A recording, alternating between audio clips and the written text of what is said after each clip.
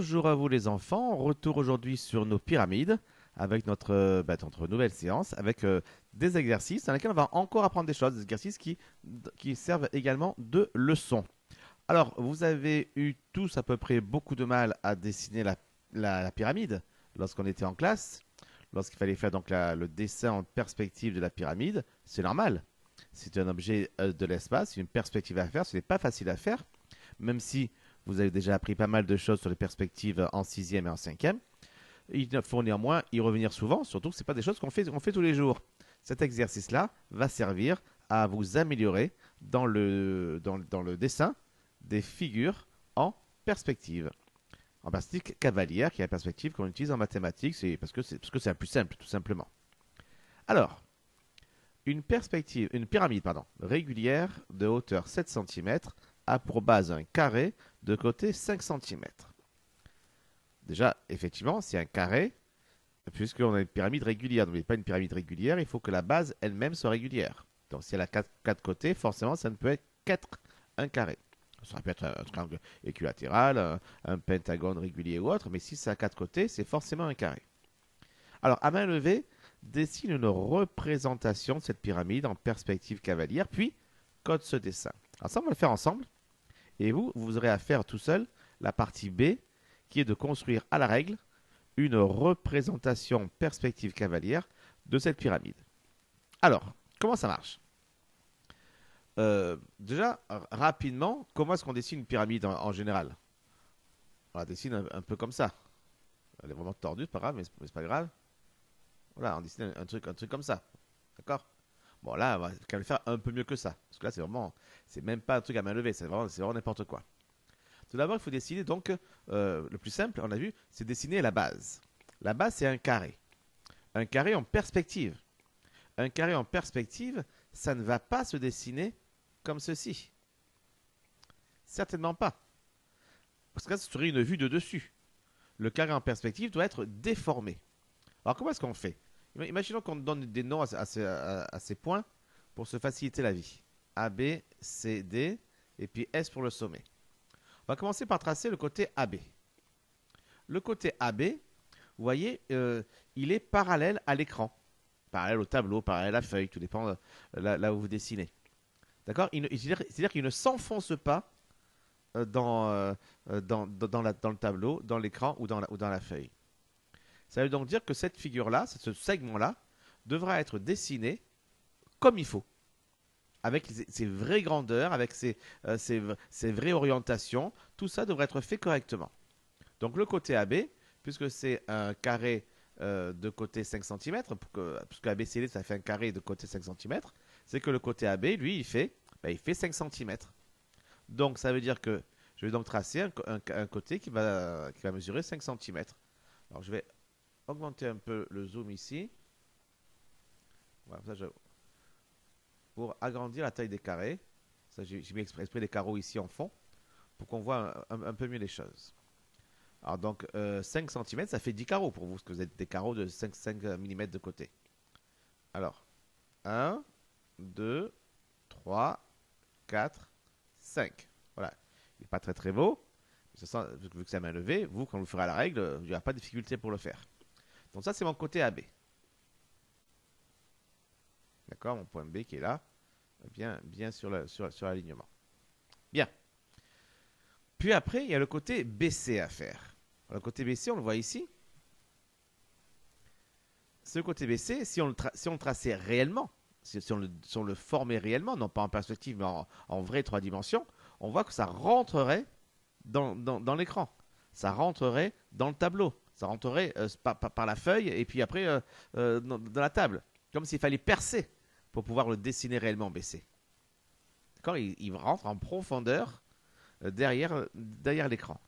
Alors, dans ce cas, vous savez, il y a une convention en perspective cavalière qui est que dans ces cas-là, eh bien, il faut dessiner en biais.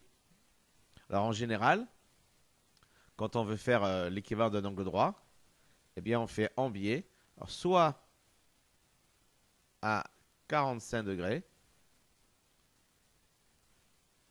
45 degrés, soit en général à une trentaine de degrés, C'est pas exactement 30, mais ça y ressemble à peu près. D'accord? Ou alors vraiment à 30 degrés avec un rapporteur. Moi, le plus simple franchement, quand on veut faire quelque chose de facile en classe, c'est de prendre 45 degrés. Pourquoi prendre 45 degrés? Ben, tout simplement parce qu'à 45 degrés, il suffit de suivre les diagonales des carreaux. Donc pas besoin de rapporteur, pas besoin de rien. C'est très simple de trouver ici un angle à 45 degrés. Donc à partir du point B, je vais donc tracer une demi-droite à 45 degrés.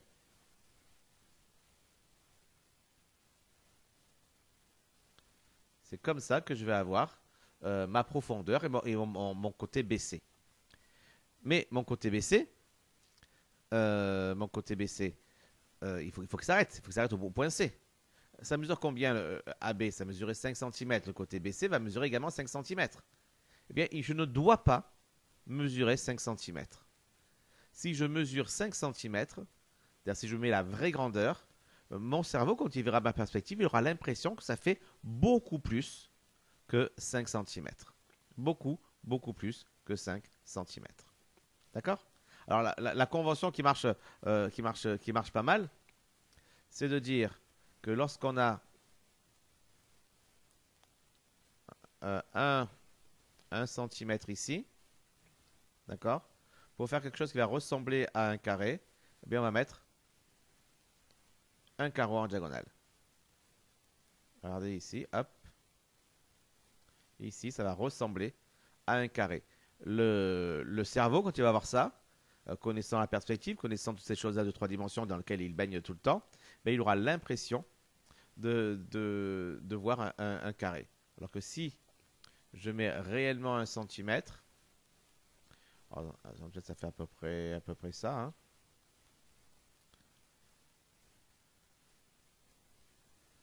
Ben, il a l'impression. Ah, là c'est encore pire. Hop là. Voilà, il a l'impression que c'est beaucoup plus long. Là, le cerveau a l'impression que la distance ici est plus grande que celle-ci. Alors qu'en réalité, c'est la même. Hein, c'est 1 centimètre. Bah, je fais à peu près ici. Mais faites-le avec des vrais, exactement en mesurant parfaitement. Vous verrez, ça a le même effet. Alors qu'ici, cette distance dans la réalité est plus petite que celle-ci. Mais le cerveau a l'impression que c'est la même. Alors ici, où est-ce que je vais mettre le point C? Ben, tout simplement parce que j'étais à 5 cm, je vais prendre 5 diagonales. Alors, une diagonale, 2 diagonales, 3 diagonales, 4 diagonales, 5 diagonales. C'est là que je vais mettre le point C. Et je vais même effacer le reste. Voilà, tout simplement. Après, pour le point D, ben, il y a le choix. Hein. Soit je m'occupe de DC. Ah, j'étais en effaçage. Là. Soit je m'occupe... je vais effacer l'effaçage. Voilà. Et je reviens en couleur. Soit je m'occupe de DC, qui mesure 5 cm aussi, mais lui, DC, d'accord, il est derrière, mais il reste parallèle au plan du tableau, au plan de l'écran, au plan de la feuille. Donc ce côté DC-là, lui, il va se le faire normalement avec ses vraies dimensions.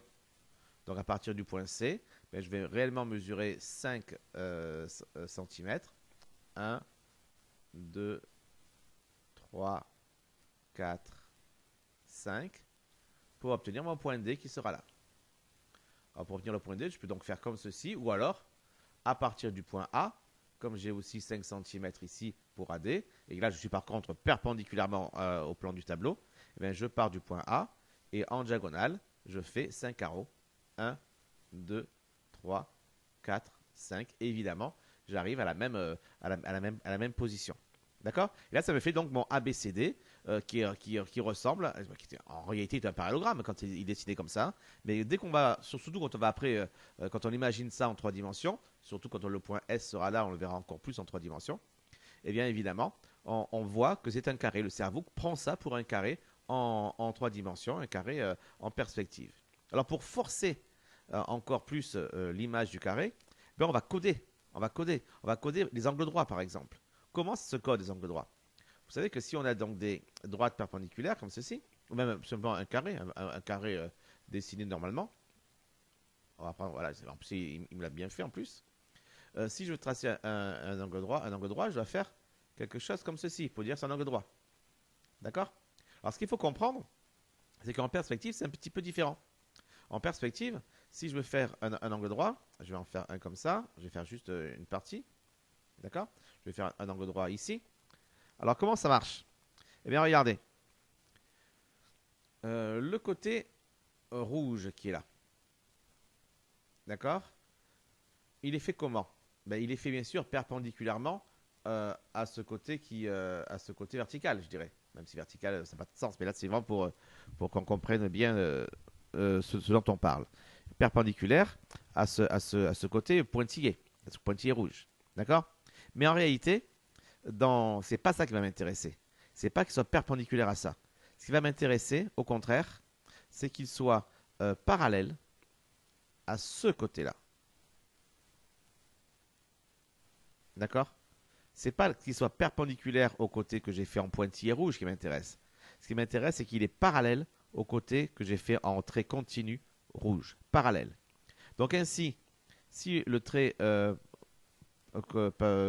continu rouge, c'est celui-ci, ben, faut que je fasse une parallèle à ça.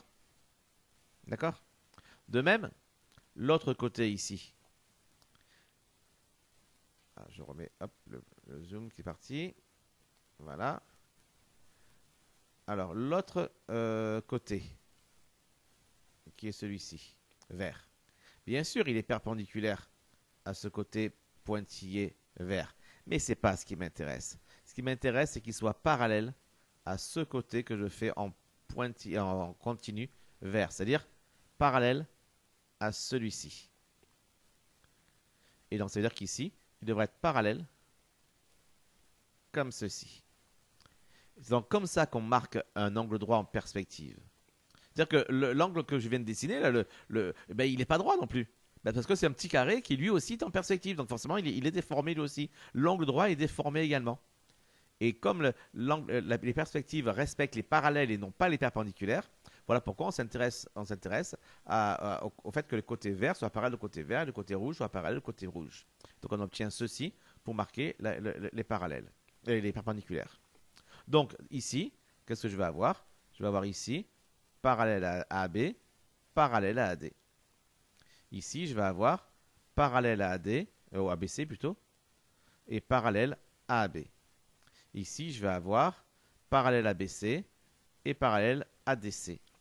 Ici, je vais avoir parallèle à DC et parallèle à AD. Et comme ça, je marque les angles droits. Et déjà, rien qu'en faisant ça, en marquant les angles droits, eh bien, on montre encore plus finalement l'idée perspective. Parce que le cerveau, quand il voit ça aussi, il les voit ces angles droits. Il est habitué à ça. Donc il les voit vraiment penchés, il les voit couchés. Donc il les voit en perspective. Ça renforce le côté 3 dimensions. Bon, on n'a pas terminé encore. On n'a fait que la base pour l'instant. Il reste encore à faire toute la pyramide. C'est une pyramide régulière. Ça veut donc dire que la hauteur de la pyramide, elle doit tomber, enfin, elle va tomber au centre de la base, au centre du carré. Et le centre du carré, c'est quoi? Ben, c'est évidemment l'intersection des diagonales. Donc, première étape, je vais tracer diagonale. Je vais tracer en pointillé pour pas que ça gâche trop le dessin. D'accord? Voilà, donc mes pointillés qui forment la diagonale. Et ici, pointillés qui forment la diagonale. Ça veut dire que la hauteur, elle doit tomber, donc le pied de la hauteur doit tomber ici. D'accord? Un point qu'on appelle souvent H lorsqu'il n'y a pas de nom. Je vais marquer H. D'accord? Bon, ici, ce n'est pas la peine de nommer, parce qu'il n'y a pas de nom marqué, hein, mais ça permet d'être plus clair, surtout que je peux moins vous montrer les choses que si on était en classe. On va donc appeler ce point H.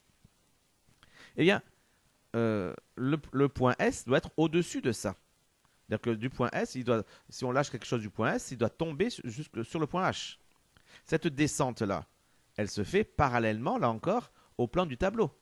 D'accord? Ça ne rentre pas dans le tableau. C'est au même niveau.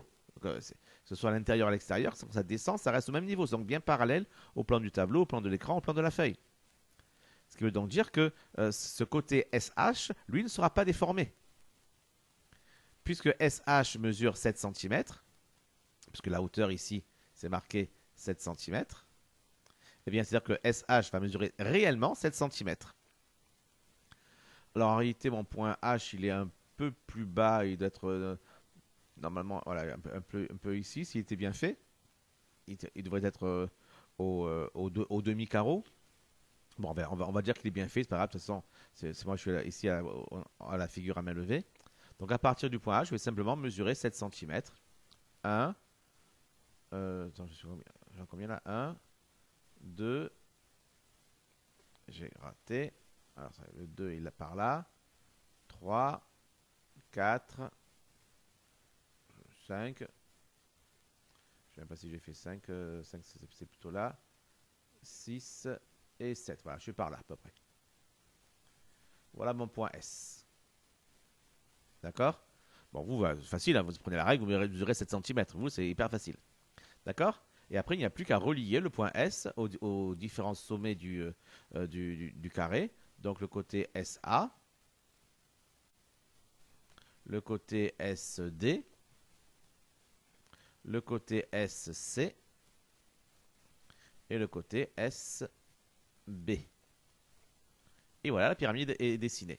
Alors bien sûr, on aime bien en général, vous savez faire des pointillés pour tout ce qui est caché. C'est ça l'avantage de faire une figure à main levée. C'est qu'après, lorsque vous ferez la figure avec la règle, ben là ce sera facile. Parce que vous saurez déjà ce qui est déjà en pointillé, ce qui ne l'est pas.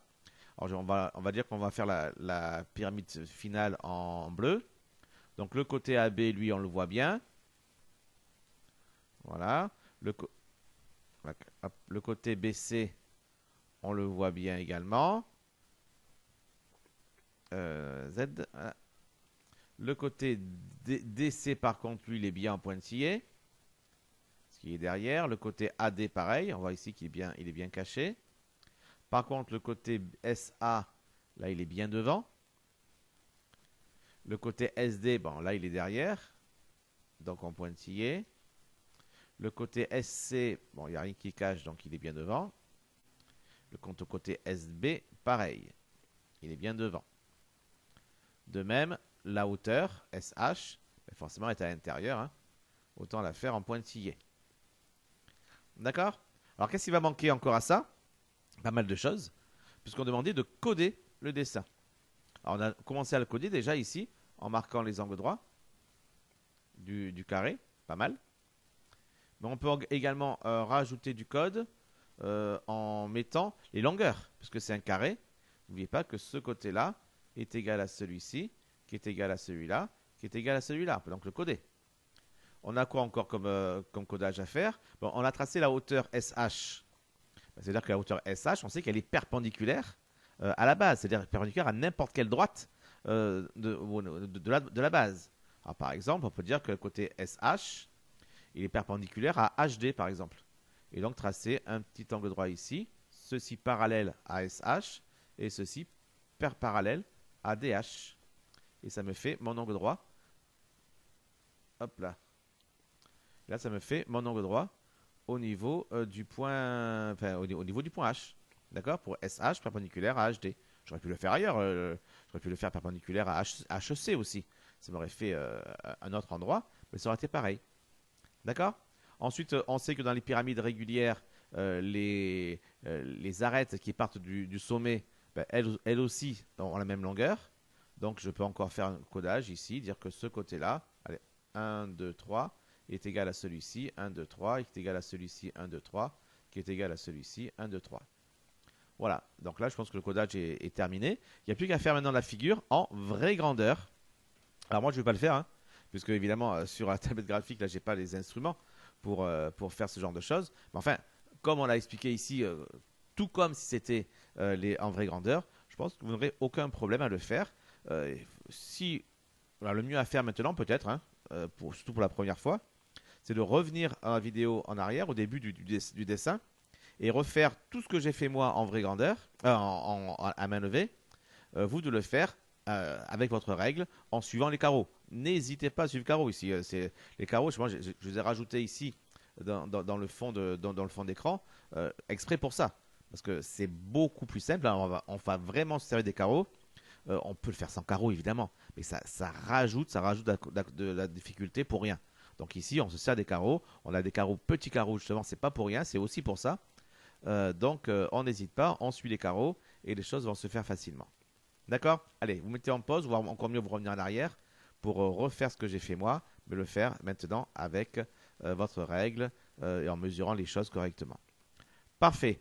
Quant à nous, on passe à la suite. Alors, nouvel exercice, l'exercice 7, pyramide à base triangulaire. Comment ça s'appelle déjà une pyramide à base triangulaire? Un tétraèdre. J'espère que beaucoup ont répondu. Bien, alors ici, on va le faire ensemble parce qu'il y a des choses à apprendre. En fait, ici, toujours pareil, on va faire des petites pauses. On va faire des petites pauses à chaque question pour laisser le temps d'y répondre. Alors, première question, quel est le nom de cette pyramide? D'accord? Alors là c'est pas justement est-ce que c'est un tétraèdre? Justement, ça serait un peu sa nature. Quel est son nom? C'est-à-dire si c'est un carré, A, B, C, D, truc comme ça. Voilà. D'accord? Allez, répondez. Mettez en pause si vous n'avez pas le temps. Réponse. Donc, la pyramide s'appelle. Et là. Donc, petit a, la pyramide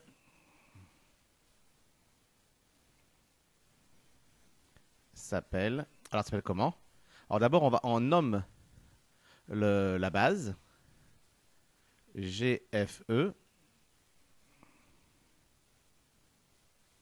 et après, on nomme le sommet S. Parfois on peut dans certains endroits voir d'abord le sommet et après la base. Voilà, donc, mais le plus souvent, c'est la base d'abord et le sommet après, donc GFE S. Bah, d'autant qu'ici, en plus, il n'y a même pas de. Vu que c'est un tétraèdre, n'importe quelle face pourrait être une base, donc il n'y a aucun souci. Alors ici, quelle est la hauteur de cette pyramide? Maintenant, allez-y, répondez à cette question. Alors, donc, je dirais même double question. Quelle est sa hauteur en termes géométriques? Donc, quel est le segment qui fait la hauteur? Et quelle est sa hauteur en termes numériques? C'est-à-dire, quelle est la valeur en centimètres de sa hauteur? Allez-y, mettez en pause si besoin. Et on répond dans 3 secondes. Alors ici, si on considère en tout cas le point S comme étant le sommet, eh bien, qu'est-ce que va être la hauteur? Ça va être donc le segment qui va partir du point S et qui va aller perpendiculairement sur la base qui est GFE. D'accord? Et on voit quoi ici? On voit qu'il y a, pour aller perpendiculairement à la base GFE, il faut être perpendiculaire à n'importe quelle droite du plan GFE. En particulier ici, on voit que le côté SG, donc il part du point S, qui tombe, hein, il est perpendiculaire à GE. GE qui est évidemment une droite de la base, une droite de la base GFE. Donc on est bien perpendiculaire à la base. Donc ça veut dire que ce côté SG, eh bien, c'est la hauteur. Le segment SG est la hauteur. Je vais même marquer une hauteur parce que vous savez bien que dans un cas d'un tétraèdre, si je prends E comme sommet, j'ai une autre hauteur. Là, forcément, ici, je ne la connaîtrai pas du tout parce qu'il n'y a pas les points. Donc, c'est clairement à partir du point S qu'on voulait que vous travailliez. Mais à la limite, on aurait très bien pu faire autrement. Donc, le segment SEG est une hauteur de cette pyramide.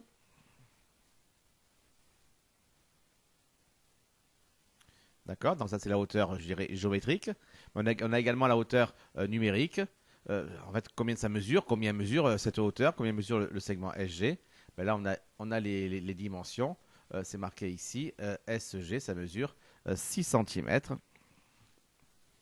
Donc, on peut dire, par exemple, c'est une pyramide. Pyramide de hauteur 6 cm. Voilà.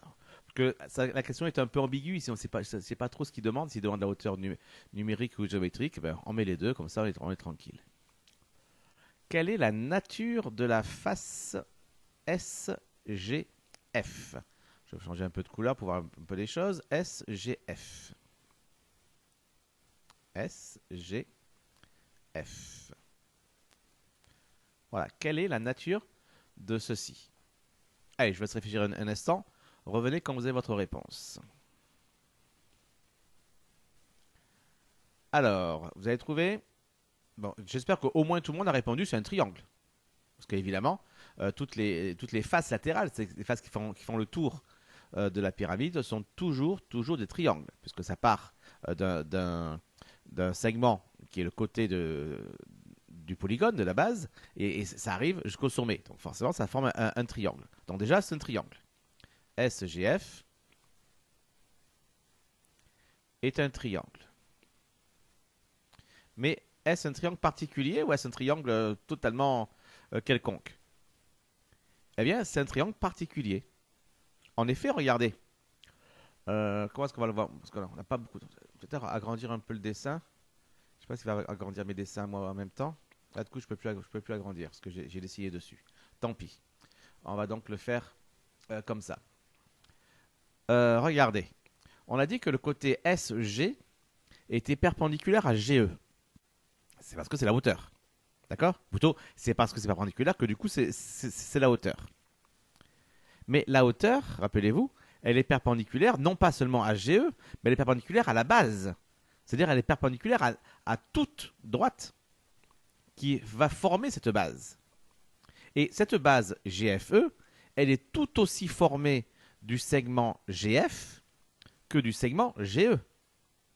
Le segment GF construit cette base, construit ce plan qui a l'air ici assez horizontal. D'accord? GF, il construit cette base, il construit ce triangle de base. Donc ça veut dire que la hauteur SG, elle est perpendiculaire à GE, bien sûr, parce que c'est marqué dans le dessin, dans le codage.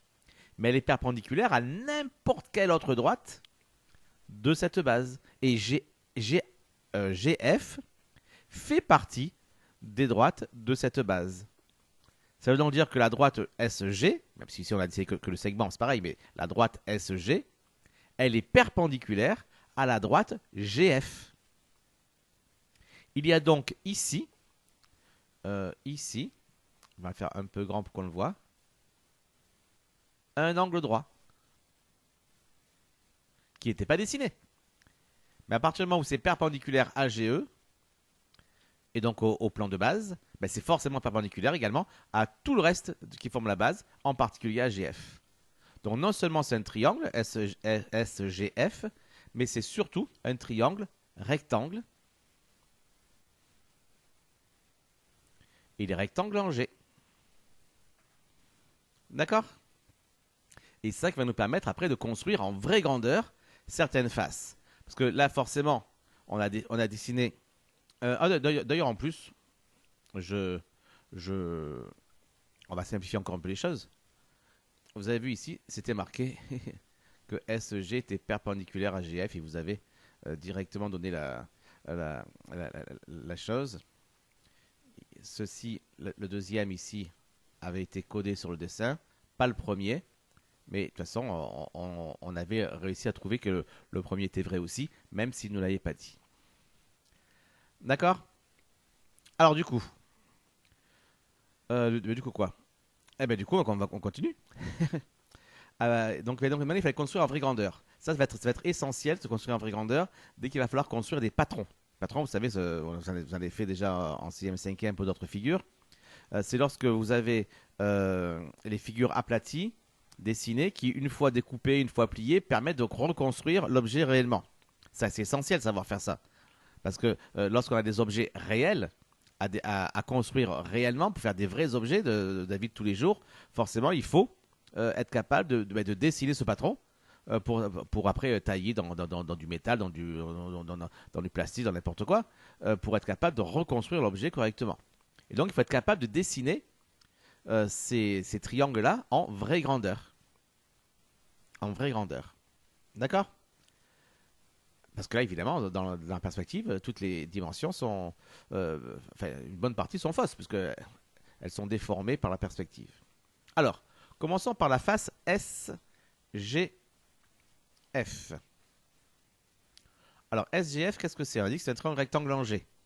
Donc déjà, on sait qu'il y aura, au niveau du point G, un angle droit. Après, on sait que GS vaut 6 cm. Tout simplement, on prend sa règle. Hein. On mesure 6 cm. 6 cm et on place le point S. Je vais mettre de l'autre côté le point S pour mieux dessiner après. Et après, on sait que c'est quoi? C'est SGF. On sait que GF, entre le point G ici et le point F ici, GF, ça mesure 4 cm. On le voit plus trop là, dans mon dessin à moi, mais c'est marqué ici 4 cm. Donc on se place à 4 cm ici. On mesure. Et on a ainsi le point F. Et SGF, ça y est, il est dessiné. Je vais même enlever un peu le surplus. Pas tout, hein. Comme ça on voit bien qu'on a quand même tracé au début un trait en entier. D'accord? Maintenant, plus compliqué, le côté SGE. Alors SGE, bon, c'est pas encore un compliqué celui-là. SGE, qu'est-ce qu'on voit SGE? On voit aussi c'est un triangle rectangle. Il y a l'angle droit qui est dessiné ici. D'accord? Donc SGE, c'est un angle droit également. Donc SGE, c'est un triangle rectangle. Donc pareil, un rectangle en G. Donc je vais donc tout simplement tracer mon angle au niveau du point G. Triangle rectangle, angle droit. Bon, vous le ferez mieux que moi, hein, vous le ferez vous correctement avec la règle. Il y a le côté donc GS, c'est le même. Hein. Il vaut également 6 cm. Donc on se place à 6 cm tout simplement pour trouver le point S. Et après il y a GE. Donc il y a GE qui vaut 5 cm. Donc on se place là, non pas, on se place ici maintenant à 5 cm. Par là, 5 cm par là. 5 cm. Et j'obtiens ici mon point E. Et voilà, mon triangle SGE est dessiné. Et j'enlève ici mon petit surplus pour en garder qu'un petit peu. D'accord? Bon, de ce que j'ai fait moi à la main, entre le 4 et le 5 cm, il n'y a pas beaucoup d'écart. Hein. Mais vous le faites en mesurant réellement, vous aurez de très bonnes choses. Maintenant, SFE. Là, c'est un peu plus compliqué, SFE, parce que je vais le dessiner ici en bleu. SFE.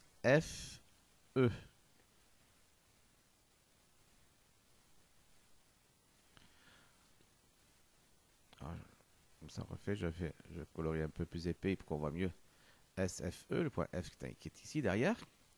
Alors, pourquoi c'est un peu plus compliqué? Parce que tout simplement, là, ce n'est plus un triangle rectangle. D'accord? Ou du moins, pas aussi simplement. Est-ce qu'il est rectangle, ce triangle? Alors, est-ce qu'il est rectangle? Ben non, apparemment, il n'y a pas de raison qu'il soit rectangle, parce que SF, c'est pas une hauteur, donc il n'y a pas de raison que ce soit perpendiculaire. Alors, comment est-ce qu'on va faire? Ben, ce qu'il faudrait avoir, c'est les différentes longueurs des côtés. Le côté SF, est-ce que je le connais? Alors, je ne le connais pas numériquement, même si je pourrais le faire par Pythagore, mais je le connais SF parce que je le retrouve ici. Là où est-ce que je suis? Je suis là. Je le retrouve ici, le côté SF. Donc si je veux trouver SF, je peux très bien prendre le compas, le planter sur S, l'écarter jusqu'à F, ça me donnera l'écartement SF. Puis également, SE. Est-ce que je connais SE? Ben, pareil, SE, je ne le connais pas vraiment, même si je pourrais le calculer, mais je peux le trouver également ici, grâce à cette longueur. Alors, ce premier dessin que j'ai fait ici, j'ai SE que je peux avoir. Je prends mon compas, je le plante sur S, je l'écarte jusqu'au point E, ça me donne la longueur SE. D'accord? Donc j'ai déjà deux longueurs de ce triangle SFE que je connais. Il me manque FE en fait. Mais FE, je ne le connais nulle part. Alors comment est-ce qu'on va faire? Eh bien, je vais un peu nettoyer un peu le dessin ici, parce que là, on commence à plus voir grand-chose. Voilà, j'enlève le tour du S. J'enlève également ce triangle-là. Voilà. Je vais juste repasser ici pour qu'on ait l'impression que le triangle soit pas trop mal fait quand même. D'accord? Rappelez que c'est le point F ici. Alors, tout à l'heure, je crois que j'ai dit une petite bêtise tout à l'heure. Lorsque j'ai parlé des perpendiculaires ici. SG perpendiculaire à GF. SG perpendiculaire à GF, c'est donc celle-ci. C'est celle qu'on avait déjà vue par le fait que c'était la hauteur. GF, après, on avait parlé de cet angle, de l'angle droit qui était ici. En fait, non. Regardez, la deuxième information ici, c'est GF qui est perpendiculaire à GE. Donc, c'est encore une info qui n'était pas codée, en fait. C'est encore un angle droit ici. D'accord? C'est encore une info qui n'est pas codée. Donc, ça veut dire que le triangle GFE, lui aussi, c'est un triangle rectangle en G. Ben, je vais le tracer également, ce triangle GFE, rectangle en G. Il n'est pas demandé, mais je vais le tracer quand même. Donc, puisque c'est. Donc, on va le faire en orange. Tiens. Allez, on va le repasser en orange. Comme ça, on les sépare bien. D'accord? Alors, c'est quoi? Ben, il est rectangle en G. Donc, pareil, je fais donc, hop, mon point G ici, mon angle droit. J'ai GF qui mesure 4. Donc, à 4 cm, ben, je vais placer mon point F à 4 cm. Et j'ai quoi encore? J'ai GE qui mesure 5, donc à 5 cm, je place mon point E. Et ça me fait mon triangle GFE. Et à partir du moment où j'ai réussi à tracer mon triangle GFE, ben, qu'est-ce que j'ai? Ben, j'ai tout simplement la longueur FE, je l'ai ici. Donc pour être capable maintenant de construire mon triangle SFE, ça va être assez facile puisque j'ai toutes les longueurs. J'ai SF qui est là, j'ai SE qui est là, et j'ai FE qui est là. Alors comment je fais? Alors là, il faudra bien écouter parce que forcément, je ne peux pas vous montrer avec le compas ici, puisque je ne l'ai pas. Donc il va falloir être bien attentif. Je prends un des côtés, celui que je veux. Je vais commencer par SF. D'accord? Donc je mets mon point S ici par exemple. D'accord? Et au compas, et je trace un trait. D'accord? Puis au compas, je plante mon compas sur S, je l'écarte jusqu'à F. D'accord? C'est comme ça. Hein? Mon compas, voilà, je dessine un compas comme ça. D'accord?